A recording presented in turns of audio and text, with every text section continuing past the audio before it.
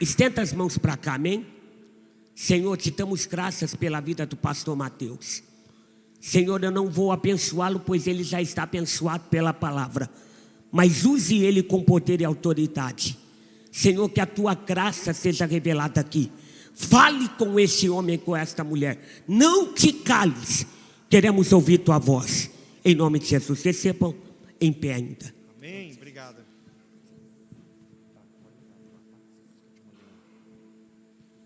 Graça e paz, povo de Deus. Vocês estão felizes? De pé como estamos, abra comigo a sua Bíblia, por favor. Atos dos Apóstolos, capítulo 27. Enquanto você abre a sua Bíblia, eu quero agradecer a Deus por estar nesta rica oportunidade, nesta igreja tão linda, tão maravilhosa, tão falada, né? E agradecer a Deus pela vida do meu amigo Ramon, né? Virou meu amigo, meu irmão. Nos encontramos na vigília, eu só ouvia falar, né? O Ramon é muito estourado. E eu só ouvia dizer dele, falar. E estava ministrando numa vigília. E graças a Deus eu preguei antes dele. Porque é difícil, irmãos. Aí você me quebrou, você dá uma palavra dessa na hora da oferta.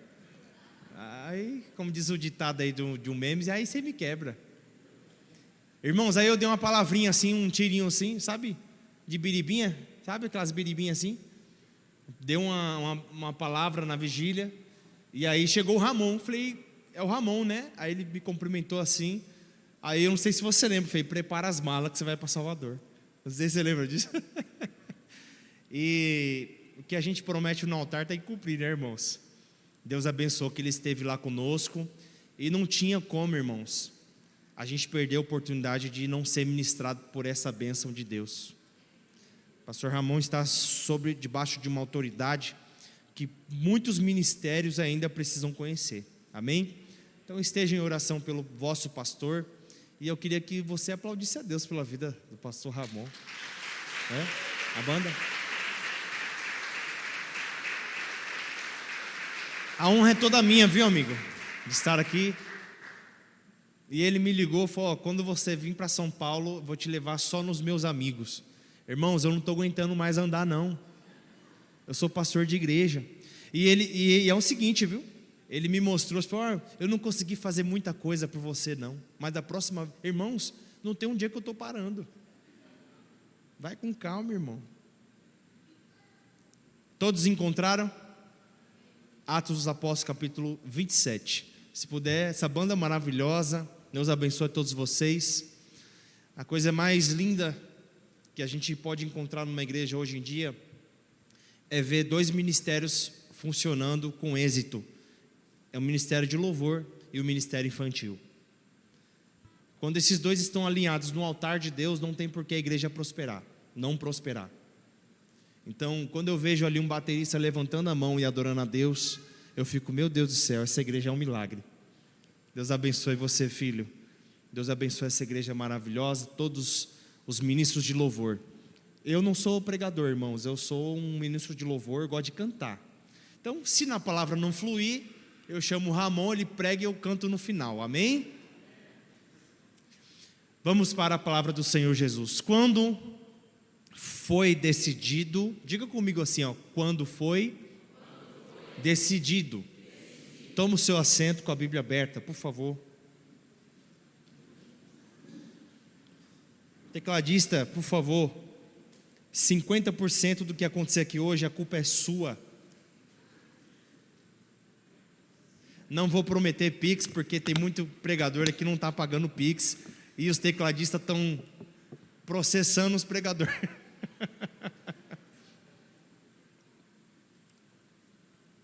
Faça um fundo aberto, meu amigo, tá?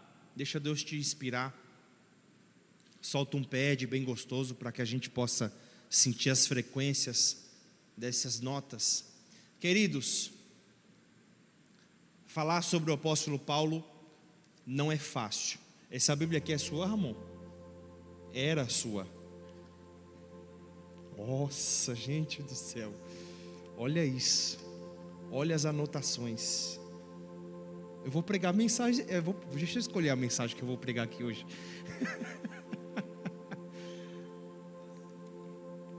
apóstolo Paulo, pode aumentar, filho. Quando Jesus decide encontrar com o apóstolo Paulo, ele é conhecido como Saulo perseguidor, sim ou não? Saulo perseguidor, está perseguindo a igreja, está perseguindo Jesus, está perseguindo o povo de Deus. Vamos lá?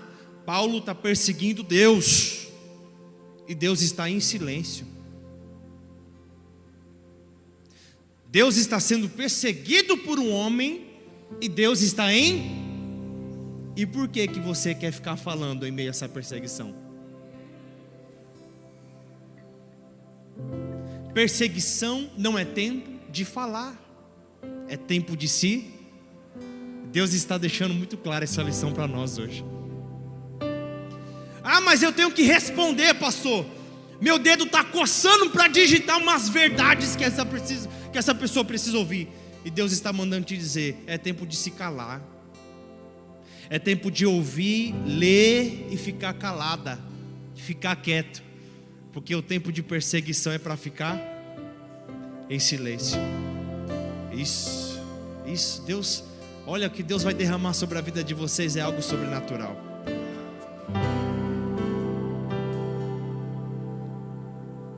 Diga para o irmão que está do seu lado: o tempo de perseguição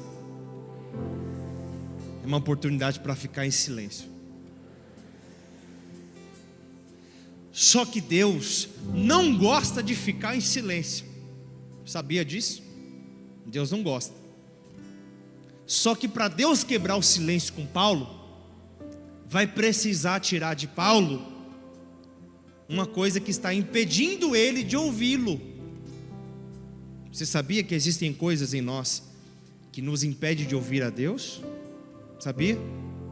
E o que é que Deus precisava tirar de Paulo que estava impedindo ele de ouvi-lo? Era a visão. Porque o que ele estava vendo, meu amigo Ramon, estava impedindo ele de ouvir a voz de Deus. Porque existem coisas que a gente vê, que a gente para ver, que faz a gente ficar surdo para a voz de Deus. Sabia disso? Existem coisas que a gente está vendo aqui, ó, que a gente vê aqui, que faz com que a gente não consiga ouvir a voz de Deus mais, sabia? A gente chega no culto, não consegue ouvir a voz dele no louvor, não consegue ouvir a voz dele na palavra. Mas levante a mão que eu vou profetizar. Porque aquilo que está sendo de impedimento na sua vida para ouvir a voz de Deus, Deus manda te dizer: eu vou tirar. Você está vendo muito os seus problemas, você está se preocupando em ver muito as suas aflições, e o fato de você parar o seu tempo, a sua vida, para ver aquilo que não é para ver, está fazendo você não ouvir o que é para você ouvir. Mas Deus está tirando hoje todo impedimento. Deus está tirando hoje todo impedimento que faz com que você não ouça mais a voz dele. A partir de hoje você vai voltar a ouvir a voz dele, lá na tua casa, lá dentro do teu quarto, dentro do teu trabalho, dentro do teu carro, indo para o serviço, para a faculdade. Você vai ouvir a voz dele, porque o que tinha de impedimento ele está tirando agora. Quantos acreditam nessa palavra? Levante as mãos e adore ao Senhor.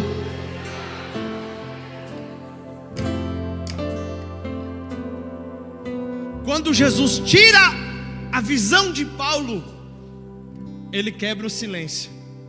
Ei, irmãos, é Jesus tirar algumas coisas da gente que ele começa a falar, não é verdade? Tem gente aqui, pastor Ramon, que quando o carro foi embora, voltou a orar, voltou a ouvir a voz de Deus. Vai deixar esse negócio para lá. Diga assim comigo: Deus vai quebrar o silêncio. E aí quando Deus quebra o silêncio, porque agora não existe mais impedimento na vida de Paulo para ouvir a voz dele, aí Deus quebra o silêncio e fala. Diga assim comigo: Deus quebra o silêncio e fala. Porque Ele sabe do que pior do que ficar cego é não ouvir a voz dele. Estou pregando para alguém aqui que tem muito tempo que você está clamando a Deus. Eu quero ouvir sua voz. Usa o profeta, usa o pregador, usa o louvor, mas eu quero ouvir tua voz. Sansão estava cego e estava no meio das colunas conversando com Deus. Eu estou cego, Senhor, mas nós temos uma aliança, e essa aliança faz eu te ouvir quando o Senhor fala, e faz o Senhor me ouvir quando eu falar. Ei, pior do que ficar cego é ficar sem ouvir a voz de Deus. Mas Deus manda te dizer: se prepara, porque hoje eu desço nessa casa e quebro o silêncio. Você vai voltar a ouvir a minha voz, filha. Ei, essa angústia que está no teu peito é o silêncio da minha voz, que foi causado por causa de alguns impedimentos. Mas eu vou voltar a falar e você vai ouvir. Deixa eu correr. Olha, quando Deus quebra o silêncio, Deus entrega um propósito para Paulo. Porque não adianta eu ouvir a voz de Deus e viver uma vida sem propósito. Eu vou repetir, porque tem muita gente por aí dizendo: eu ouvi a voz de Deus, Deus mandou fazer isso, Deus mandou sair daqui, Deus mandou fazer assim, mas vive uma vida sem. Não adianta você ouvir a voz de Deus se você viver uma vida sem propósito. Aí Deus quebra o silêncio e entrega um propósito para a vida de Paulo. E quando Deus entrega o propósito para Paulo, Paulo começa a executar esse projeto, esse propósito de Deus. Começa a pregar, começa a evangelizar, começa a ser usado pelo Espírito Santo de Deus. Porque é impossível a gente não ser usado pela mão de Deus quando a voz dele fala comigo. Vou repetir: é impossível não ser usado por Deus quando eu ouço a voz dele falar comigo. É por isso que eu digo para você nessa noite, se você já está ouvindo a voz dele, começa a profetizar cura sobre a sua vida, sobre a sua enfermidade, sobre a tua casa. Começa a profetizar sobre o seu casamento, sobre a sua família, porque é impossível não sermos usados quando ouvimos a voz dele. Levante as mãos ao céu e diga assim: usa-me, Senhor, eu já estou ouvindo a sua voz. Paulo então começa a ir, só que dentro do propósito de Deus existe um destino. Existe um, mais forte, existe um. O nome desse destino chama-se Roma. E eu vou dar um salto na mensagem aqui para que a gente possa entrar no texto. Paulo está como preso e ele entra numa embarcação, e essa embarcação destina-se a Roma. E o texto que nós lemos, se puder colocar aqui para mim, por favor, começa dizendo: quando ficou decidido. Algumas versões vai dizer: e ficou determinado.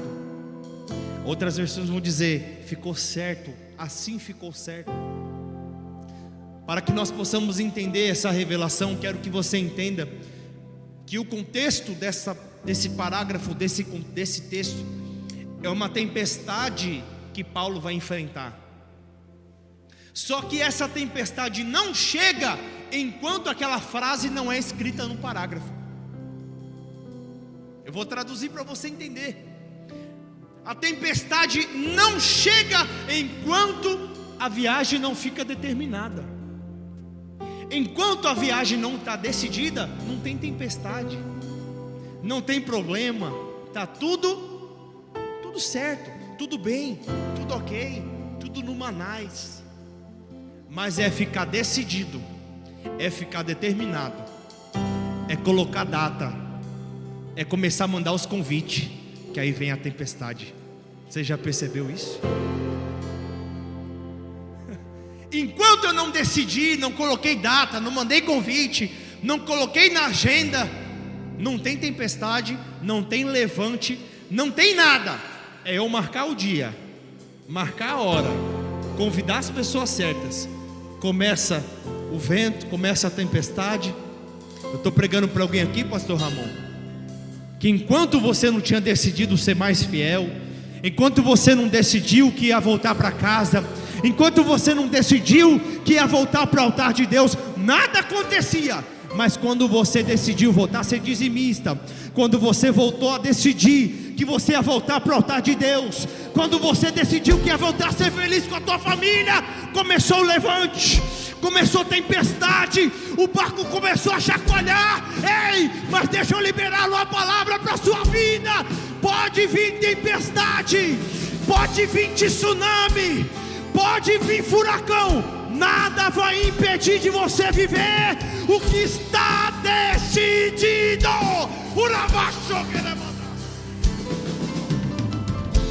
Nada impede você de viver o que foi determinado na sua vida.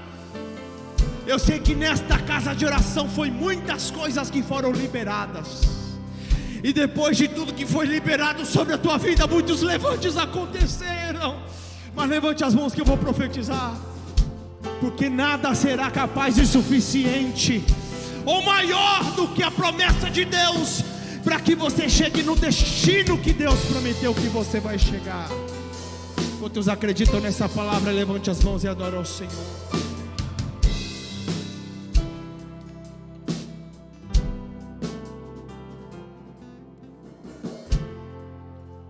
A gente tem que tomar muito cuidado quando a gente decide as coisas. Irmãos, o meu 2025 está projetado em vários papéis. Eu estou com essa mania agora de escrever meus projetos no papel. E descobri que isso é coisa de judeu, sabia? Tem judeu aqui? Ou alguém que tem descendência? Eu descobri que o judeu ele faz isso. Ele tem a sua agenda e ele escreve os seus projetos. Porque os cabalistas acreditam que quando você escreve, você está antecipando o seu futuro. Aleluia. Só a irmã recebeu o mistério dela. Nós estamos num culto profético hoje, que nós estamos projetando o nosso 2025, amém? Vamos fazer um ato profético? Comece a escrever. Vai, escreve aí agora. Escreve assim, ó. Escreve seu carro novo, fala assim: meu carro novo, minha casa nova, a cura da enfermidade. Começa a escrever, vai, isso é profético. Começa a profetizar, isso é profético.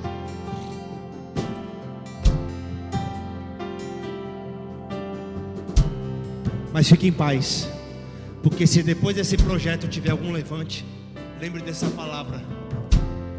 O levante não é para fazer parar, nem para impedir que aconteça, é para confirmar que você está na direção certa.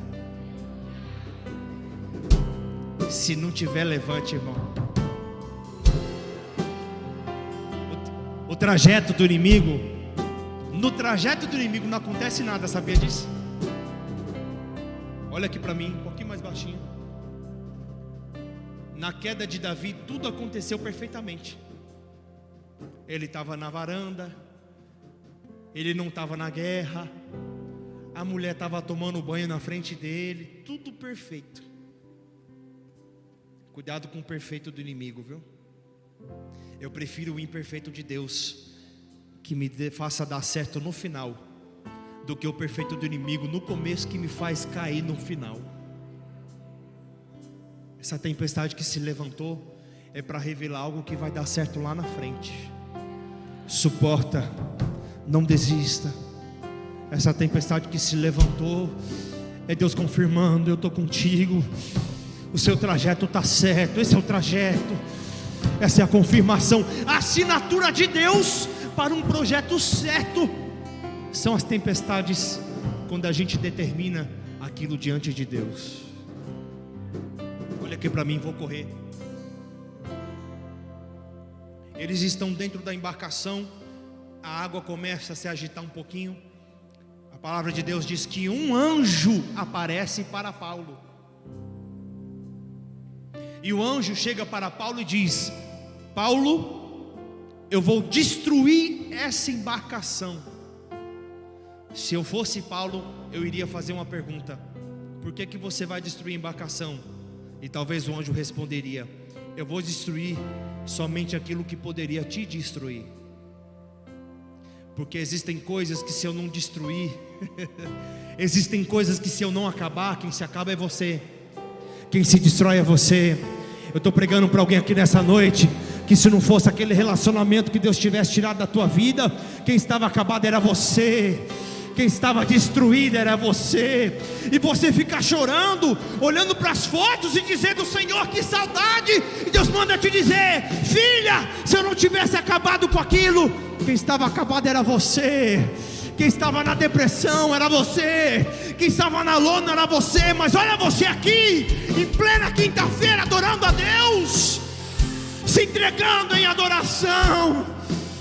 Se não fosse aquele contrato que existia, coisas do mal ali por baixo, se não fosse Deus acabar com aquelas coisas, quem estava acabado era você. E sabe o que é o pior? No fundo, a gente sabe disso. Quantas foram as propostas, pastor Ramon, que chegaram ao Senhor, que se Deus não tivesse acabado com essas propostas, quem estava acabado era você.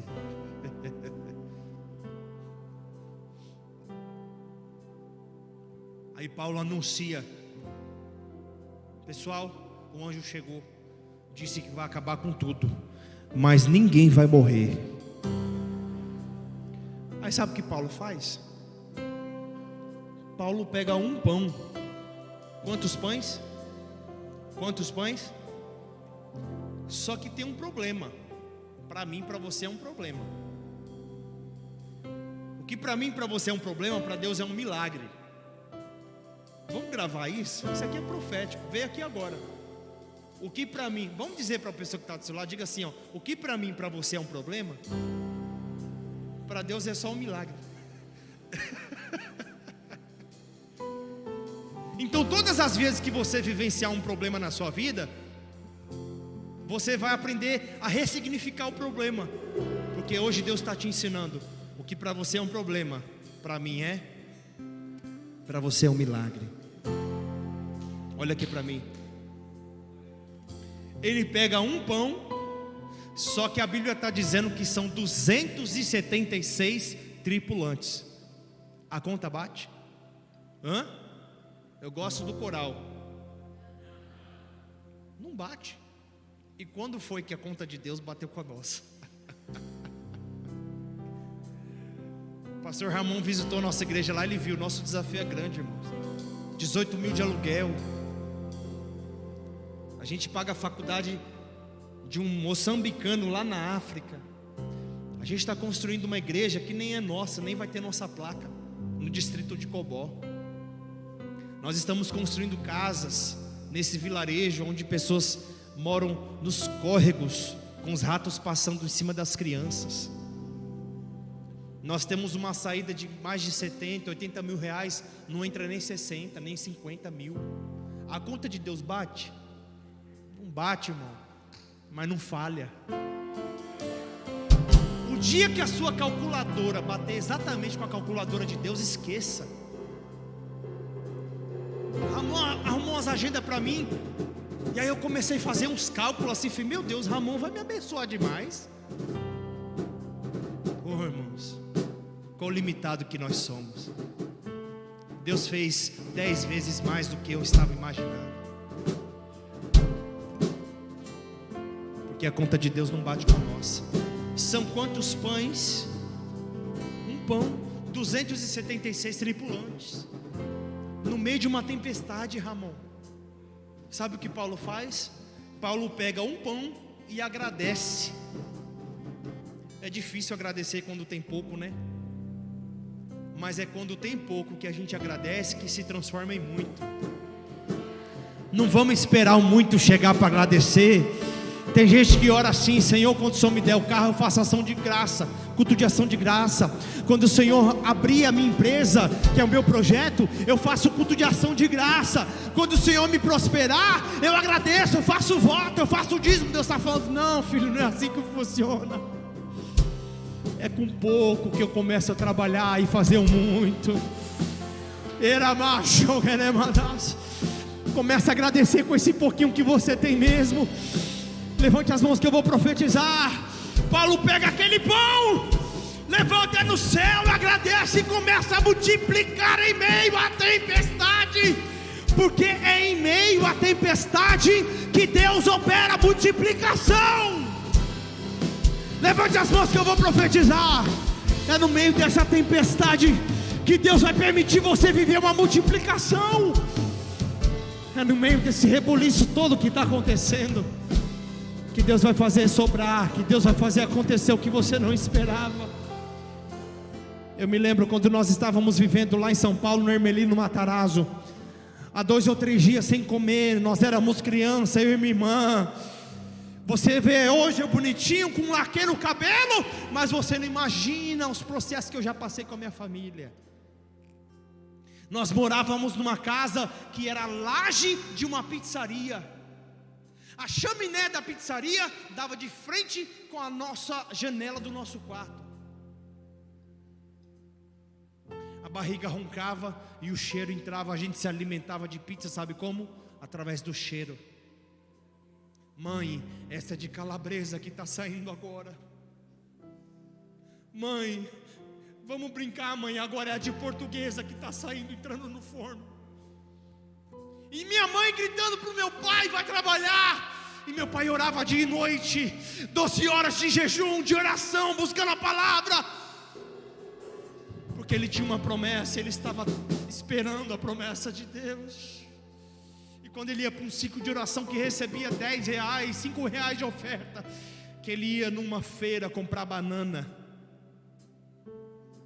nós olhávamos para aquele cacho de banana, cada um pegava uma. Na minha conta tirava 4 bananas. Eram menos 4. Mas no outro dia acontecia algum mistério, irmão.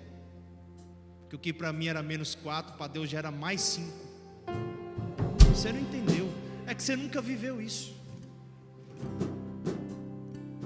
Acontecia um mistério na nossa casa, irmãos, que a banana durava. A gente enjoava de comer banana. A banana não, ela nem ficava verde e nem amadurecia. Ela ficava de um ponto ideal. Levante as mãos que eu vou profetizar. Você já deve ter lido isso. No meio do deserto, o povo, o sapato crescia, a roupa não rasgava. Ramon, porque no tempo de tempestade é o momento que Deus se manifesta com multiplicação. São nos momentos de maiores dificuldades que Deus manifesta a multiplicação. Se prepare, porque se vale essa tempestade que você está enfrentando este ano, é porque o tempo de 2025 vai ser um tempo de multiplicação. Não vai ser necessário muita coisa para resolver teu problema. É pouca coisa que Deus vai pegar e vai fazer o muito acontecer. Só quem acredita, levante as mãos e adore a Ele. Tem multiplicação chegando para você. Esse tempo de tempestade não é para te humilhar, é para fazer o pouco se multiplicar. Aleluia. Olha aqui para mim.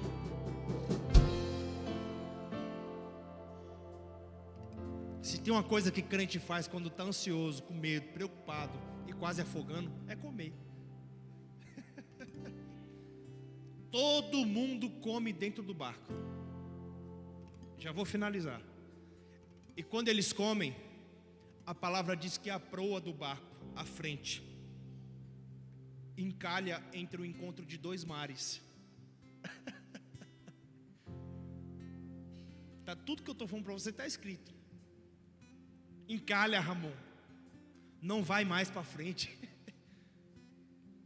A tempestade está destruindo tudo e agora o barco decide parar. E quando eles olham para trás, eles se assustam, sabe por quê?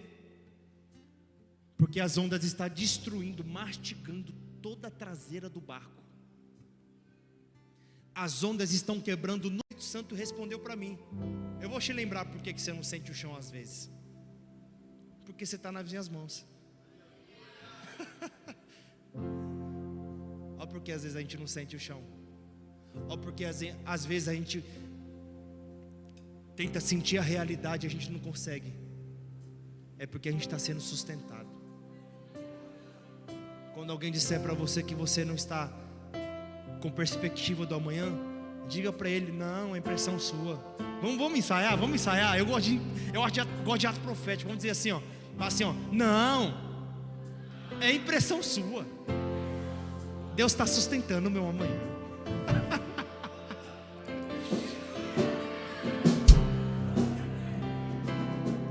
Profetiza para quem está do seu lado. Diga assim: o seu 2025 já está te esperando.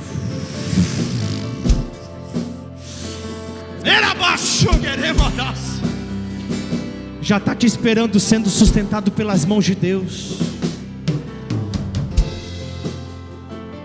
Olha aqui para mim, porque a mensagem começa agora. Mas em 2 minutos eu termino. Olha aqui para mim. O barco está sendo destruído. Aí um dos tripulantes grita: quem sabe nadar, mergulha aí, vai. Eles nem pensaram, mergulharam e foram embora. Abraçado, ó. Você imagina a força desse irmão, irmão. Se ele teve capacidade de parar um barco, você imagina a força dessas pessoas que sabiam nadar, tiveram que fazer para ir. Quem sabe nadar, levanta a mão aqui. Geralmente é a minoria que sabe.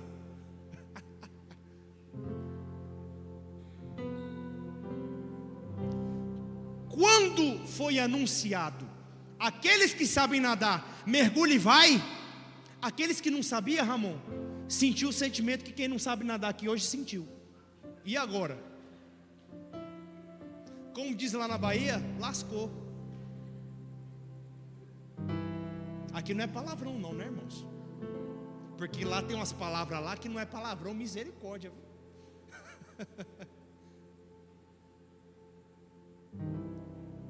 Quem não sabe nadar? Não, pera aí. Você está mandando embora quem pode me salvar. A única solução e esperança que eu tinha para me salvar dessa tempestade, você acabou de mandar embora. Você já percebeu que geralmente é assim? Quando nós estamos no meio de uma tempestade que Deus nos colocou, até aqueles que poderiam nos ajudar, Deus manda embora. Até aquilo que poderia ser socorro para nós, acontece alguma coisa que de repente essas pessoas mergulham e vão embora. E a gente fica com cara de: meu Deus, e agora? Quando eles estão com esse sentimento dentro deles, aí a mesma voz que anunciou para os que sabiam nadar, falou assim: ó, quem não sabe nadar, pega nas tábuas os pedaços que o mar destruiu, pega, se agarra e vai boiando, Ramon. Vai boiando. Não tinha o que fazer. Quem não sabia nadar se agarrou na tábua, deu umas engolidas de água, água entrando no ouvido. Quando eles conseguiram se equilibrar e a onda começou a levar, que o negócio aprumou, aí aquele pedacinho de tábua começou a boiar e começou a tomar rumo. Olha aqui para mim. Eu estou pregando para alguém aqui que o pedacinho de tábua que você está carregando é essa amiga que liga para você dizendo: hoje eu vou te buscar para ir para o culto. Hoje eu vou te buscar. Eu achei que você ia marchar na terra aí, varão. Aí meu Deus, aí eu ia. Falei: se o Ramon marchar aqui hoje, isso aqui vai virar vigília. Eu estou pregando para alguém que o pedaço de tábua que você está segurando nessa tempestade é uma pessoa que está te motivando, dizendo: não desista, agarra nessa tábua, viu? Ah, eu não vou hoje, eu te busco. Essa tábua está te sustentando nessa guerra. Eu estou pregando para alguém aqui, Ramon, que a tábua, tem gente que está agarrado numa tábua, que é um louvor, que quando você está lavando a sua loucinha lá, você começa a cantar: basta somente esperar o que Deus irá fazer, E aí você começa a falar em línguas, começa a se envolver com Deus. Essa é a sua tábua que tem te sustentado nessa tempestade. A vizinha não entende porque de tanta canção, mas é a tábua que você está segurando. Meu Deus, deixa eu correr. Quando eles estão boiando na tábua,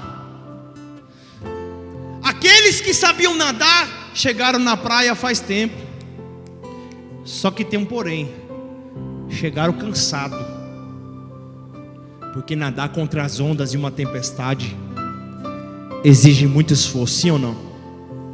Chegaram primeiro, mas chegaram Olha aqui para mim. Nós vamos finalizar agora.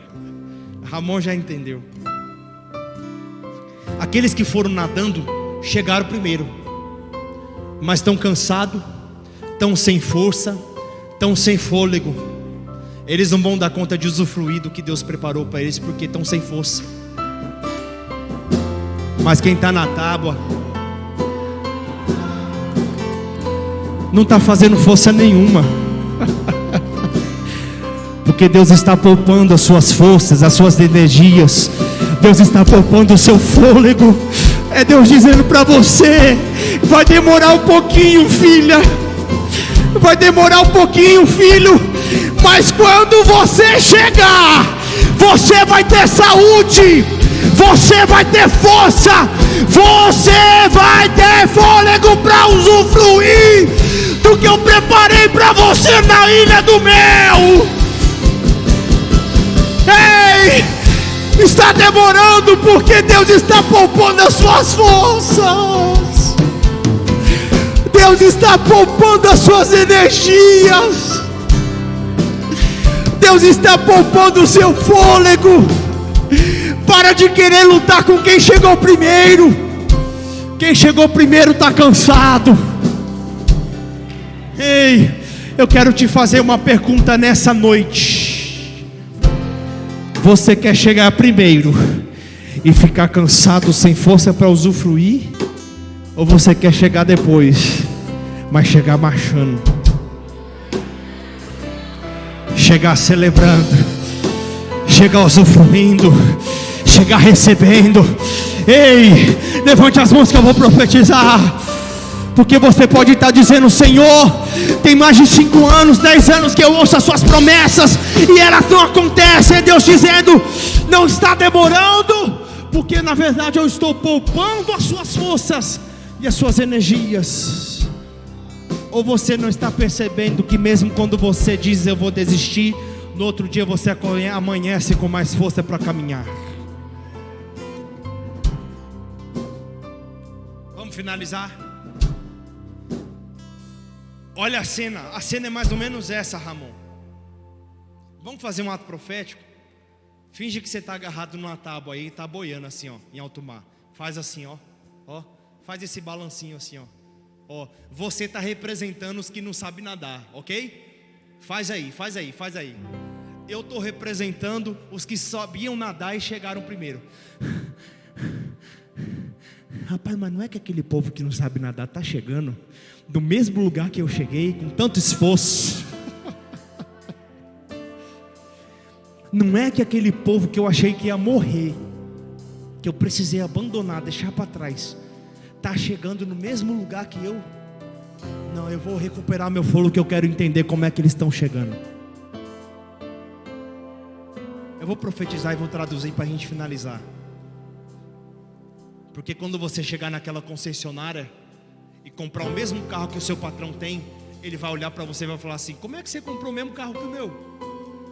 Eu precisei nadar muito para conquistar esse carro. Você vai dizer: eu não. Eu demorei um pouquinho. Foram muitas campanhas, foram muitos montes, foram muitas profecias de Deus, mas eu cheguei. Ei, levante as mãos. Quando você chegar naquele condomínio que é o seu sonho, morar com a sua família, o porteiro vai perguntar: como é que você chegou? Porque as pessoas que moram aqui dentro precisaram nadar muito para chegar. Você vai dizer: eu não precisei me esforçar, eu só precisei esperar um pouco. Eu só precisei acreditar que eu não ia me afogar, que essa tempestade não ia me acabar. Porque dentro de mim uma voz dizia: suporta, suporta. Vai demorar um pouquinho, mas você vai chegar no mesmo lugar que tem gente que precisou se esforçar muito para chegar. Se coloca de pé, se coloca de pé.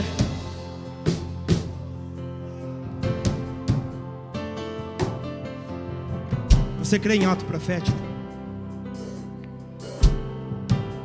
Segure a mão do irmão que está do seu lado. Diga assim comigo: o ano de 2024 foi um ano que você boiou muito. Foi um ano de tempestades. Foi difícil chegar, foi difícil suportar, mas você não se afogou, nada te parou. Era macho. Continua segurando as mãos e diga assim: se prepara, porque no mesmo lugar que teve gente que se esforçou muito para chegar, Deus vai te colocar. Só que tem um porém. Diga mais alto: só que tem um porém. Deus vai te colocar com força, Deus vai te colocar com saúde, Deus vai te colocar com fôlego para usufruir. Solte a mão, levante as mãos lá em cima.